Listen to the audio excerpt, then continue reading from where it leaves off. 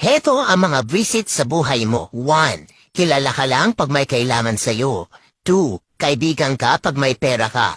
3. Kahit nabigyan mo na, madamot ka pa rin. 4. Masama ang loob pag hindi mo napagbigyan. 5. Hindi marunong magpasalamat. 6. Inggitero o inggitera. 7. Nagtatago kapag siya meron. 8. Hindi natutuwa kapag umaangat ka. 9. Mabait sa'yo pag may hinihingi na pabor. 10. Kaibigan ka daw pero inilalaglag ka. 11. Nag-e-imbento ng kwento sa ibang taong kausap para mapagtakpan ang masamang ugali niya. Kaya lagi mong tatandaan na ang pagiging mabuting tao ay hindi basehan sa kung ano ang natapos mo o anong relihiyon mo.